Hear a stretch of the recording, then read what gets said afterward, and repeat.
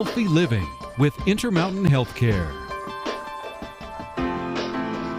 And welcome back to the show on a Monday, everybody. Putting your health first, and part of that means not stressing over the scale.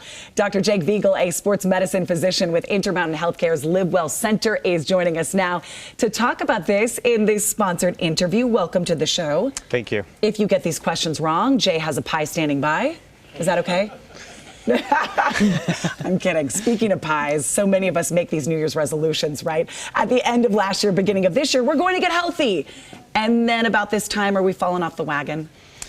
They typically last about 3 weeks, right? So everybody's made these goals, and now we're kind of realizing how hard they were, and people tend to stop a little bit. Why is it important to maintain a healthy weight, whatever that looks like individually?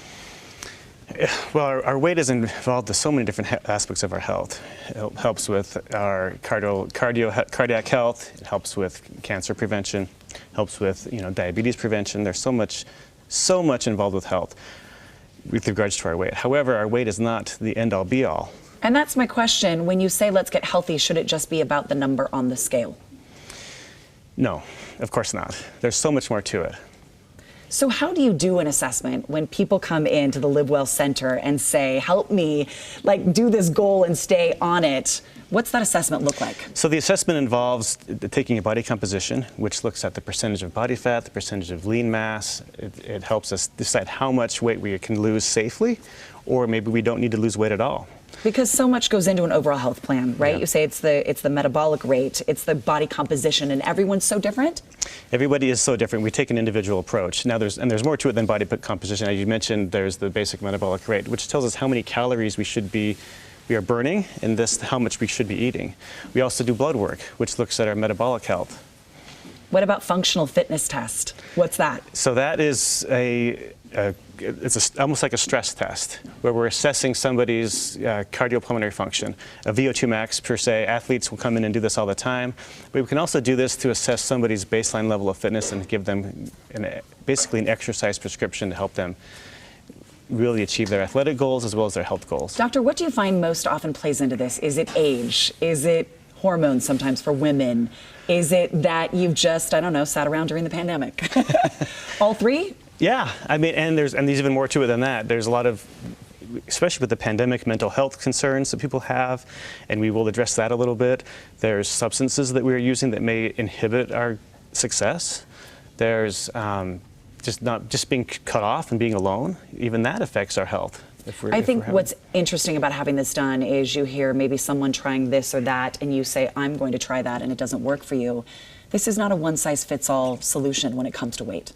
It certainly isn't. And seeing people and seeing them as individuals is the most important part of this assessment. Okay, let's give people tips. If they're sitting at home thinking this is something I need to start working on, you say pick obtainable goals. Certainly. You don't want to bite off more than you can chew. You want to start almost smaller than you think you need to go, and then increase really gradually. This is with regards to changing your diet. If you make big changes, after a few weeks, you're just kind of tired of it and you're going to go back. But if you make small changes that are healthy, it's easier to obtain, and then you can go on. The same thing with exercise. A good rule of thumb for starting an exercise program is to start small, build very gradually. We kind of say around an increase of 10% per week. If you think about how small that amount is, it's not very much of an increase per week. Well, your brain says I can do that.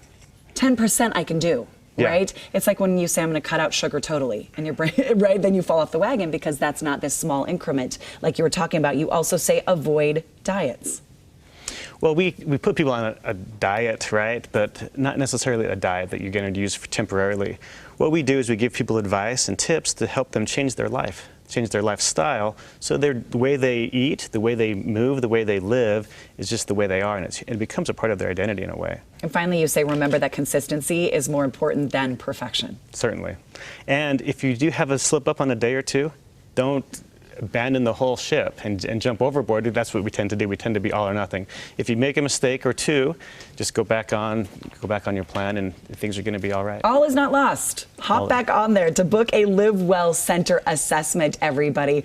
You can call that number on your screen, 385-282-2700, or you can go to intermountainhealthcare.org for more information. What a great way to get started in 2023. Go to abc4.com/GTU for more. And our thanks to Intermountain Healthcare for that sponsored interview. Thank you for being on the show. Thank you.